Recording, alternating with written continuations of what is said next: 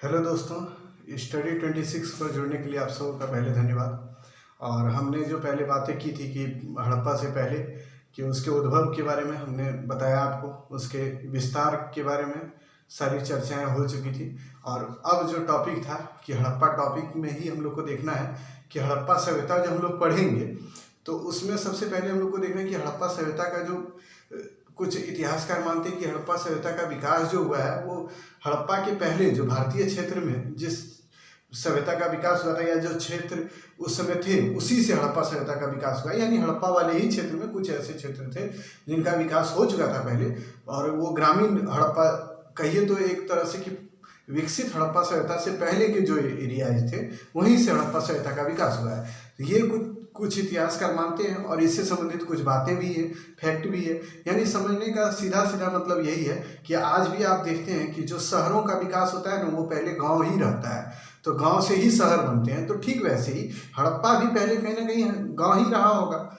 ये इतिहासकार का मानना है कि उन क्षेत्रों में पहले गांव रहा होगा और फिर वहीं से लोग डेवलप किए और फिर उनका विकास जो हुआ वो शहर के रूप में यानी नगरीकरण के रूप में हुआ।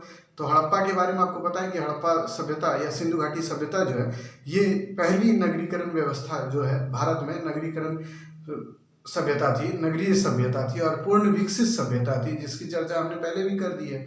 और इसी में हम लोग देखेंगे कि आखिर वो पूर्ण विकसित सभ्यता थी तो उसका जो विकास हुआ है वह कौन से पहले से चले आ रहे थे क्षेत्र थे और उन क्षेत्रों में जो डेवलप हुआ था उसी का डेवलप रूप हड़प्पा सभ्यता हुआ है। तो आखिर वो कैसे थे, तो और इसको किस आधार पर माना जाए कि पहले के जो क्षेत्र थे उसी से इसका विकास हुआ है। यानी हड़प्पा सभ्यता को हम लोग तीन तरीके से पढ़ेंगे, इसको तीन भाग में बांट के पढ़ना चाहिए या पढ़ते हैं हम लोग। सबसे पहले पूर्व हड़प्पा, आप ध्यान में रखिएगा, पूर्व हड़प्पा।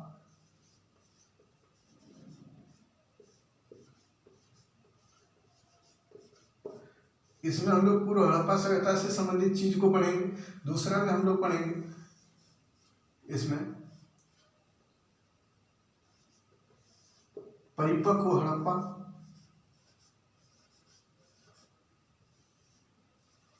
हड़प्पा सभ्यता, और तीसरा जो हम लोग का पॉइंट बनेगा वह उत्तर हड़प्पा सभ्यता, उत्तर यानी बाद का।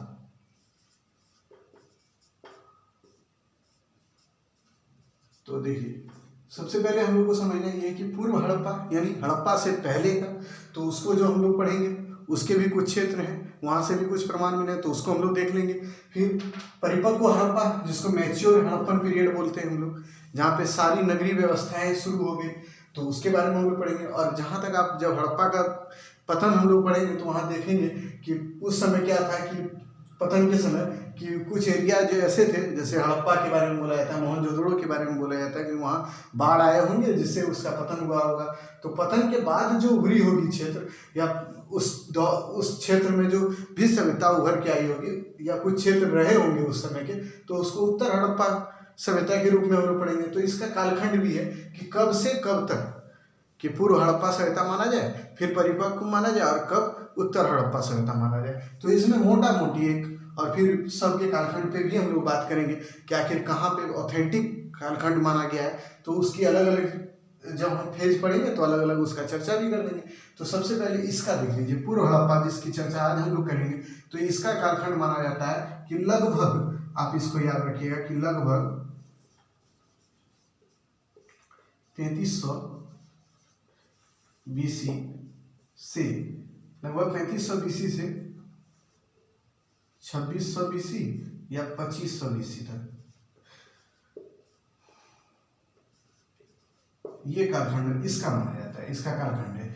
अब इसका परिपक्व हड़प्पा का आप मान लीजिए कि इसका, तो इसका आप मानिएगा तो कहीं कहीं 2500 भी मिल जाता है, कहीं 2600, कहीं 3250। इसमें इतिहासकार अलग अलग मत देते हैं, लेकिन हम लोग एक मोटा मोटी कालखंड इसका भी मानेंगे जो कि ऑथेंटिक है C14 का, उसको भी हम लोग बाद में देख लेंगे, सबका अलग अलग। लेकिन पहले इसका हम लोग एक मोटा मोटी यहाँ 2600 BC माने हैं ना, तो उसी को मान लीजिए यहाँ 2600 BC से लगभग 1900 BC तक ये हो गया इसका, या 1750 भी है कुछ इतिहासकार मानते हैं, तो उसको भी हम लोग देखेंगे बाद में कि 2500 से 1750 कौन मानते हैं। और उत्तर का हम लोग मान लेंगे कि लगभग 2000 ईस्वी के बाद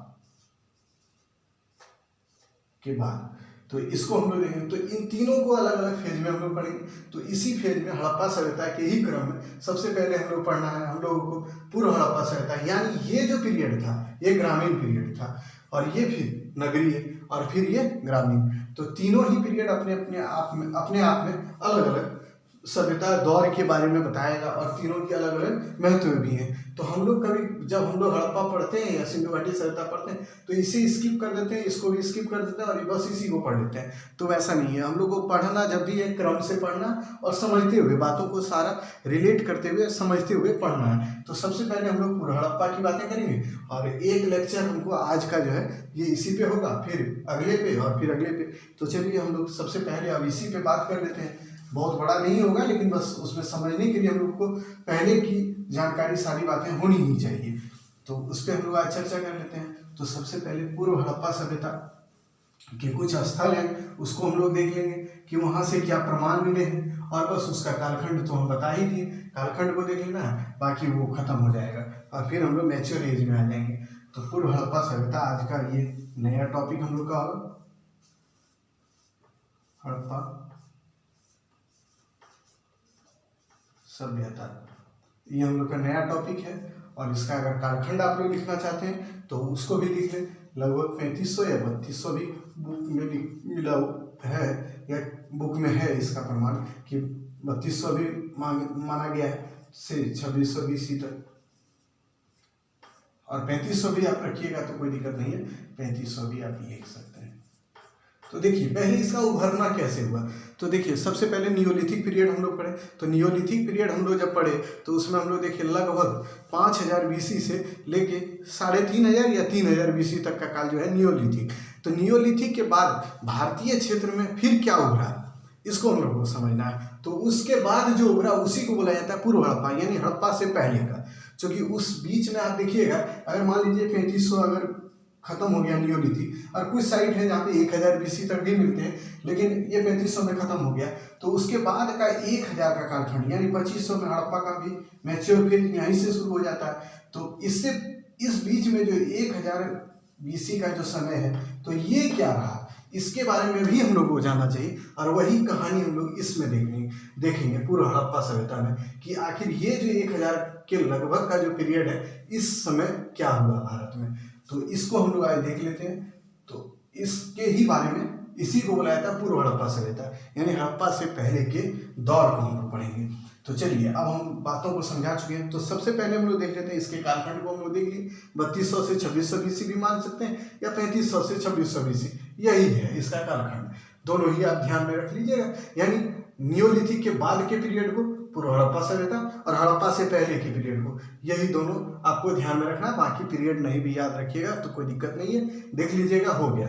बाकी अब आ जाइए कुछ क्षेत्र हैं, जैसे इसके क्षेत्र जो भी हैं उसको हम लोग ज्योग्राफिकल मैपिंग के थ्रू समझ लें पहले। तो मान लीजिए कि ये हमारा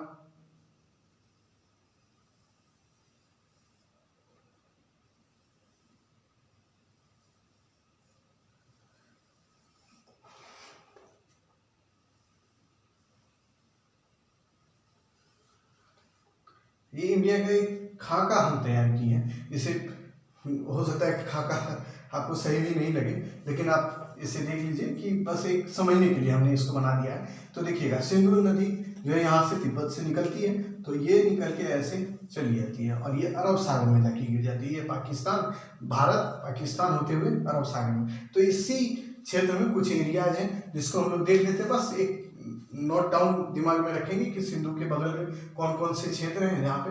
तो यहाँ से देखिए 4-5 नदियाँ जो है आके यहाँ पे सिंधु में मिल जाती है।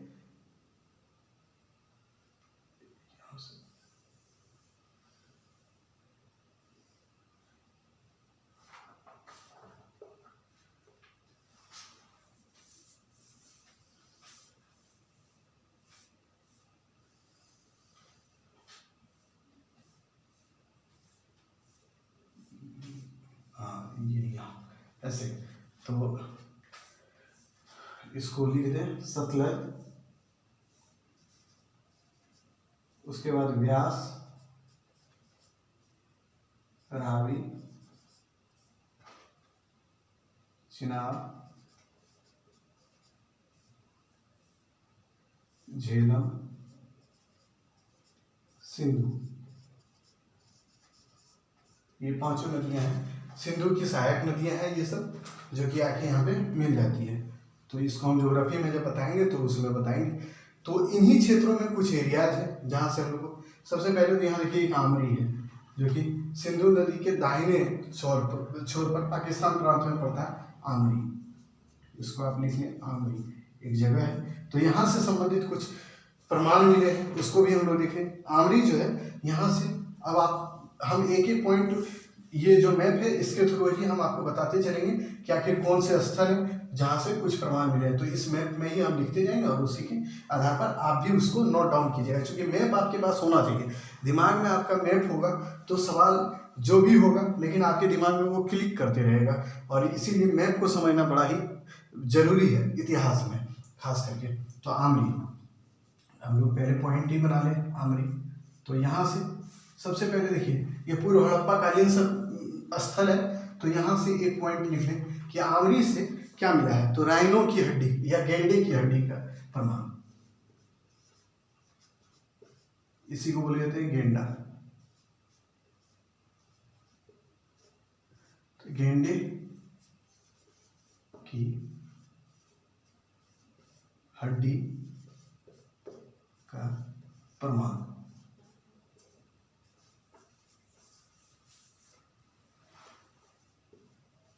आमरी से गेंडे की हड्डी का प्रमाण या राइनो की हड्डी का प्रमाण। आपसे पूछे कि प्राक हड़प्पा कालीन कौन सी स्थल है जहाँ से ये प्रमाण मिले, तो इसी से। अब देखिए आखिर इसको क्यों माना जाए कि पूर्व हड़प्पा कालीन ये जो है क्षेत्र है या ये स्थल है। तो देखिए कोई भी पूर्व हड़प्पा कालीन सभ्यता का जो भी क्षेत्र माना जाएगा वो है, तो उसमें एक विशेषताएं ये है कि उसके कुछ लक्षण या गुण जो हड़प्पा, जो परिपक्व हड़प्पा कालीन हम लोग जब पढ़ेंगे तो उसमें उससे मिलते जुलते रहेंगे। तो इसीलिए आमरी के भी कुछ लक्षण हैं, जैसे मृदभांड यहाँ पे मिले हैं, तो वह भी हड़प्पा के मृदभांड के ही समान है, लेकिन उसका कालखंड पीछे रहता है। तो इसीलिए यहाँ से कुछ मृदभांड मिले हैं। तो आप इसे भी ध्यान रखिएगा कि कुछ यहाँ से मृदभांड, लेकिन मेन चीज यही है, राइनो की हड्डी का प्रमाण, मृदभांड। यहाँ पे तांबे हुए, लोहे के औजार, तांबे के औजार, लोहा तो बाद की बात है। तो तांबे के औजार मिले हैं यहाँ पे, कुछ हड्डी के औजार मिले, तो ये सभी औजार भी यहाँ से मिले। फिर कांसे के टुकड़े भी मिले, तो तांबा, कांसा प्लस हड्डी के उपकरण लिख देते हैं, तो आप उसे ध्यान में रखिएगा। तो ये सभी यहीं से मिले हैं। तो आमरी का यही 3 पॉइंट है, इसको आप ध्यान रखिएगा। मैप में कहाँ है तो उसे आप यहाँ पे रख देख लीजिए। सिंधु के दाहिने किनारे में है ये, और ये पाकिस्तान में पड़ता है। सिंधु के, आपसे पूछे कि आमरी कहाँ पड़ता है, तो पाकिस्तान में। किस नदी के किनारे, तो ये सिंधु नदी है उसके किनारे। बस इसको आप इतना ही ध्यान रखिएगा, बात बन आपसे हो जाएगा। मैप को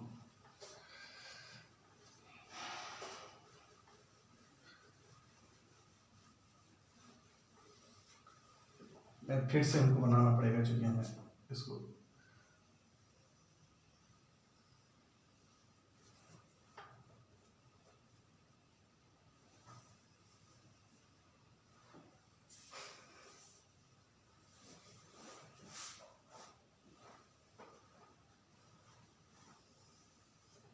ये आपका मैप हो गया। ये सिंधु और उसी की सहायक नदियां हमने आपको बता ही दिया है, तो उसे आप ध्यान रखिएगा।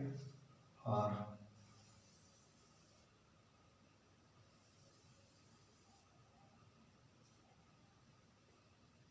यहीं से है,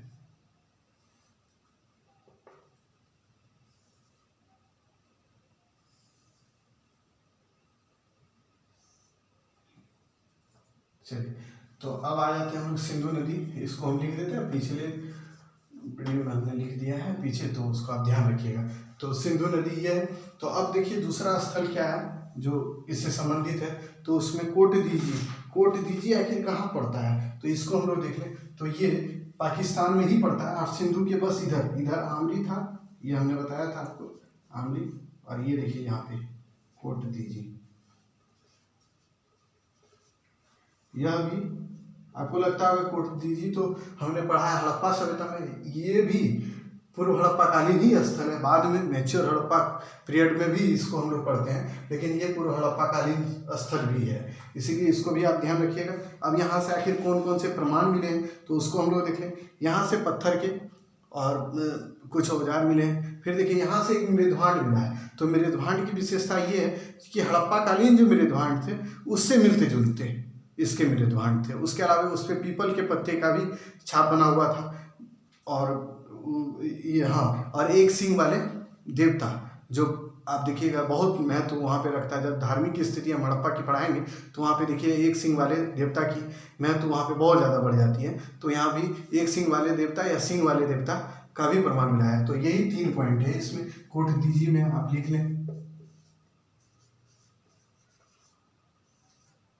सबसे पहले मृदभांड पर सिंह वाले देवता का प्रमाण मिला है। और ये विशेषताएं किसकी है? एक सिंह वाले देवता की विशेषता हड़प्पा कालीन है। इसीलिए इतिहासकार मानते हैं कि ये जो कोट दीजी होगा या जो ये पूर्व हड़प्पा कालीन स्थल होगा, इसी से मैच्योर हड़प्पा यानी परिपक्व हड़प्पा सभ्यता का विकास हुआ। चूंकि इसके जो विशेषताएं हैं वो हड़प्पा कालीन स्थलों के जो भी प्रमाण मिले वहाँ की भी विशेषताओं से मिलती जुलती है। इसीलिए इन दोनों चीज़ को आप नोट कर लीजिए। उसके बाद आ जाइए कि यहाँ से और क्या मिले हैं। तो यहाँ से और भी चीज़ मिले हैं, जैसे पत्थर के औजार हैं, और भी हड्डी के औजार, तांबे के औजार हैं। तो ये सारे मिलते जुलते हैं, इसीलिए इसको आप केवल उन सभी चीज़ों को नहीं, लेकिन मेन पॉइंट जो है वो यही है कि यहाँ से जो मृदभांड मिला है उस पर एक सिंह वाले देवता का प्रमाण है, और यहाँ से मृदभांड पर ही आप देखिए पीपल के पत्ते का प्रमाण है। तो ये सभी बना हुआ प्रमाण मिला है, तो इसको आप देख लीजिएगा। चलिए अब तीसरे पॉइंट पे हम लोग, तीसरा जो साइट्स है उस पर हम लोग बात कर लेते हैं। तो देखिए मेहरगढ़ भी जो है पाकिस्तान ही में पड़ता है। तो वहाँ से भी आप देखिएगा नवपाषाण कालीन मेहरगढ़ जो हम बताए थे आपको, तो उस समय वहाँ के लोगों में दंत रोग का प्रमाण नहीं मिला है। वहाँ के लोगों में जो मेहरगढ़ के लोग हैं उसमें जब पूर्व हड़प्पा कालीन स्थल में वो मेहरगढ़ जब खोजा गया जो कि उसका संबंध था, तो वहाँ के लोगों में दंत रोग के भी प्रमाण मिलते हैं। यानी फ्लोराइड जो पानी होता है उसके वजह से वहाँ के लोगों में दंत रोग यानी दांत से संबंधित रोग का भी प्रमाण मिलने लगता है मेहरगढ़ से। तो इसको भी आप लिख लीजिए। तो मेहरगढ़ भी पूर्व हड़प्पा कालीन सभ्यता का एक प्रतिनिधित्व करने वाला स्थल है। तीसरा जो स्थल है रामान की ढेरी। रामान की ढेरी आखिर है कहाँ, इसको हम लोग पहले देख लेते हैं। तो रामान की ढेरी यहाँ पे देखिए गोमल नदी है, गुमला यहाँ पे एक जगह है, तो वहीं पे है गोमल, इसी को गुमला नदी भी बोला जाता है। तो यहाँ पे एक स्थान भी है गुमला, और यहीं पे आप देखिएगा रामान की ढेरी, रामान की ढेरी तो यहाँ पे है। तो देखिए इसका एक ही है कि लेखन का, प्राचीनतम लेखन का भारत में प्रमाण यहीं से मिला है। लेकिन उसको इतिहासकार मानने से, कुछ इतिहासकार मानते हैं कि प्राचीनतम लेखन का प्रमाण यहाँ से मिला है, और कुछ बोलते हैं कि नहीं, वो लिखा हुआ नहीं है। तो ये इसमें विवाद है। लेकिन रामान की ढेरी का एक और प्रमाण है कि यहाँ से कुछ लाजवर्थ पत्थर के भी प्रमाण मिले और उसके कुछ औजार मिले, तो जिससे ये इतिहासकार मानते हैं कि इस क्षेत्र से, अफगानिस्तान से, चूँकि हड़प्पा कालीन आप जब पढ़िएगा तो अफगानिस्तान से लाजवर्थ पत्थर मंगाया जाता था। तो उस समय जो है लाजवर्थ पत्थर जो अफगानिस्तान से आता था, उस समय आयात निर्यात होता था वहाँ से, अफगानिस्तान से, मध्य एशिया से। तो यहाँ से लघु व्यापार का प्रमाण मिलता है। तो इससे यह स्पष्ट हो गया पूर्व हड़प्पा कालीन स्थल रामान की ढेरी से ही ये जो है यहाँ से व्यापार व्यवसाय शुरू हो चुका था। तो इस पे आप लिख लें इसको, रामान की ढेरी है यहाँ पे। तो आप यहीं से हम एक छोटा सा एरो करके हम लिख देते हैं, आप उसे एक उसी तरह साइड बना के लिखिएगा। तो रामान की ढेरी, तो इसमें लाजवर्थ पत्थर जो कि अफगानिस्तान से मंगाया जाता था,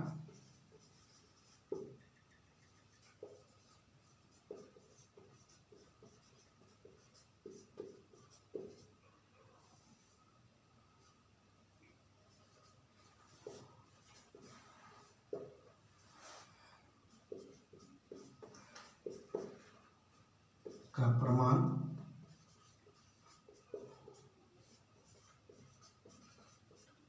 मिला है, जिससे पूर्व हड़प्पा कालीन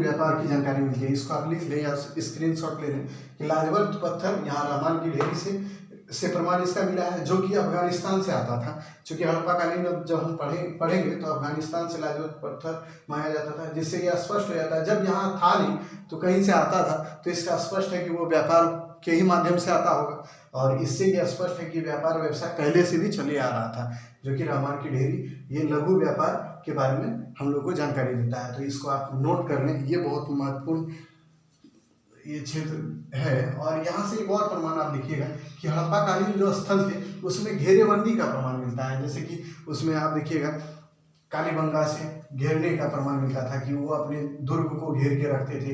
तो किलेबंदी का जो प्रमाण मिलता है ना, तो वो पहले भी था। वो भी हम आपको पहले भी बताया कि हड़प्पा कालीन जो विशेषताएं हैं वह पहले कहाँ मिली है, तो उसी को पूर्व हड़प्पा कालीन सभ्यता के अंतर्गत रखा गया। तो वो जो यहाँ से भी घेरेबंदी का प्रमाण मिला है,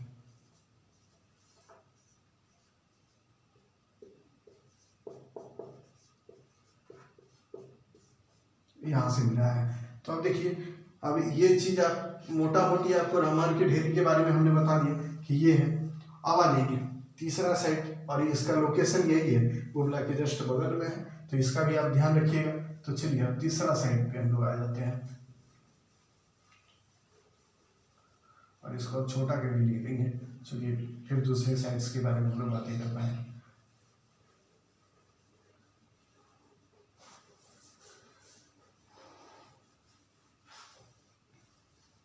चलिए, अब तीसरा रहमान की ढेरी के बाद तरकाई किला एक जगह है, जो कि बस उसी के ऊपर में, यहाँ पे मान लीजिए कि रहमान की ढेरी था,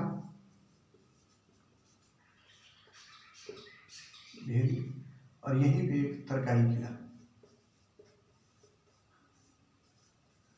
यह अभी हड़प्पा कालीन ही स्थल, पूर्व हड़प्पा कालीन स्थल है। और यहीं पे एक पड़ता है लीवान, एक स्थान है लीवान, जो तरकाई किला के जस्ट बगल में है लीवान। तो लीवान से भी एक प्रमाण मिला है कि यहाँ से औजार निर्माण की कार्यशाला का प्रमाण मिला है। तो बस इसका एक ही फैक्ट है कि औजार निर्माण, यहाँ पे औजार, बहुत सारे औजार मिले हैं छोटे छोटे आकार के, जो कि लगता है कि यहाँ पे औजार निर्माण कार्यशाला रहा होगा या फैक्ट्री रहा होगा। तो लीवान का यही एक महत्वपूर्ण फैक्ट है, इसको ध्यान रखिएगा। लीवान,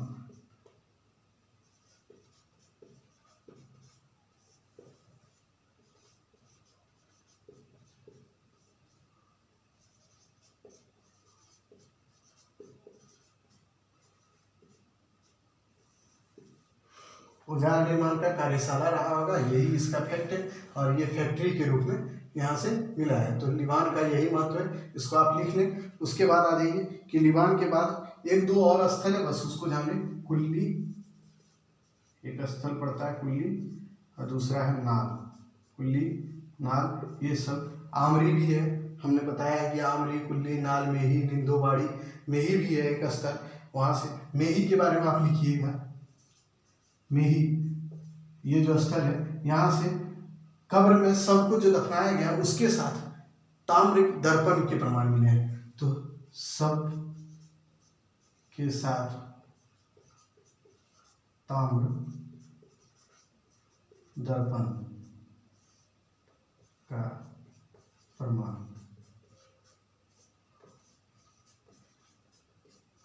मेही से। तो मेही में आप यही रखिएगा कि कब्र में जो सबको दफनाया गया है उसमें सब के साथ ही ताम्र दर्पण का भी प्रमाण मिला है। उसके बगल में ताम्र दर्पण, तांबे का दर्पन, यानी इसका मतलब ये का प्रमाण वहां से मिला है। चलिए अब आ जाते हैं अगली कुछ साइट्स और भी हैं, तो उसको भी हम लोग देख लेते हैं जल्दी से, क्योंकि इससे महत्वपूर्ण साइट्स जो भी है ये आपको बराबर पीसीएस में परेशान कर देता है कि आखिर कहाँ से क्या मिला, और उसके बारे में हम लोग को जानकारी फिर रहती भी नहीं है। तो चलिए अब एक दो और साइट से, जैसे कि कालीबंगा इसी दौर का है। कालीबंगा राजस्थान में पड़ता है, जो कि राजस्थान लगभग आप देखिए यहाँ पे जम्मू कश्मीर, पंजाब, तब राजस्थान यहाँ पे आ जाइए। तो यहाँ पे ये एरिया लगभग राजस्थान आप इसको मान सकते हैं। तो यहाँ पे कालीबंगा,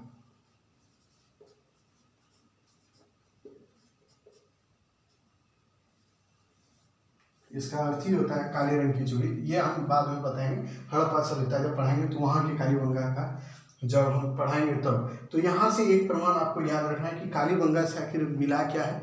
तो जूते हुए खेत का प्रमाण हम लोग जो पढ़ते हैं कि हम लोग बोल देते हैं हड़प्पा कालीन कौन से स्थल से, तो नहीं, जूते हुए खेत का प्रमाण जो मिला है यहीं से कालीबंगा से तो मिला है, लेकिन वो कौन सा स्थल है, कब का स्थल है, तो ये ध्यान रखिएगा कि वो मैच्योर फेज का नहीं है, पूर्व हड़प्पा कालीन सभ्यता का फेज है वो, पूर्व हड़प्पा कालीन स्थल है वो कालीबंगा, जहाँ से मैच्योर फेज नहीं, अर्ली फेज में, अर्ली हड़प्पन फेज से कालीबंगा का, यहीं से जूते हुए खेत का प्रमाण जो मिलता है, और जो कि उत्तर दक्षिण और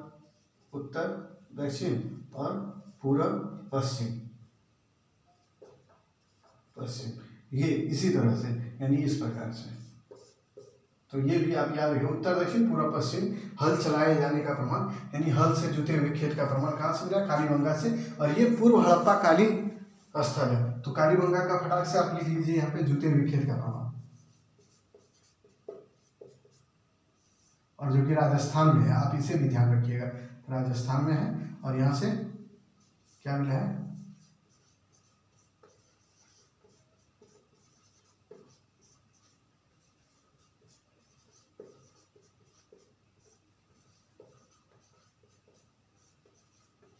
यहाँ से जूते हुए खेत का प्रमाण मिला है, यहीं से कालीबंगा से, और ये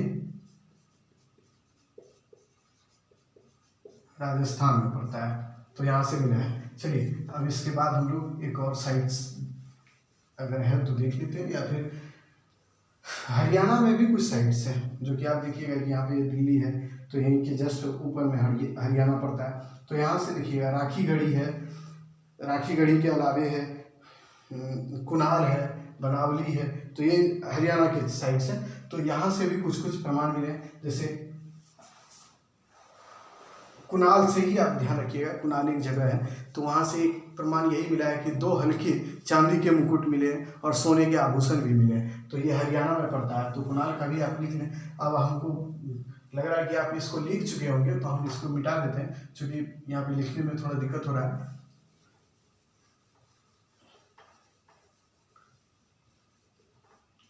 यहाँ पे कुनाल जो कि हरियाणा में है, और यहीं पे आप राखीगढ़ी हरियाणा में ही पड़ता है। तो ये दोनों ही पॉइंट यहाँ पे है, तो आप उसको याद रखिए। तो कुनाल से आप लिखिए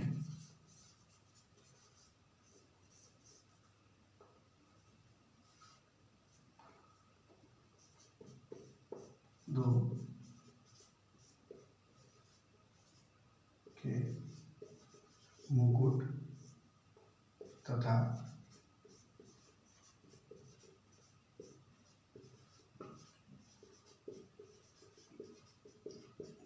सोने के आभूषण, ये यहीं से मिले हैं। 2 चांदी के मुकुट तथा सोने के आभूषण कुनाल से मिले हैं। तो ये मेनली हम लोग जो भी साइट्स थे उनकी चर्चा कर ली, और उसके बाद आप देखिएगा कि आखिर इसके बाद इन क्षेत्र का क्या हुआ। तो इन सभी क्षेत्र का क्या होता है कि आप एक और जो हमने बताया भी था पिछली बार कि सोथी संस्कृति जो कि राजस्थान में पड़ता है कि यहाँ पे, तो सोथी संस्कृति से ही ये भी जो है पूर्व हड़प्पा कालीन ही संस्कृति है, उसी के एक पार्ट, वहीं का पार्ट है कालीबंगा राजस्थान में जो पड़ता है।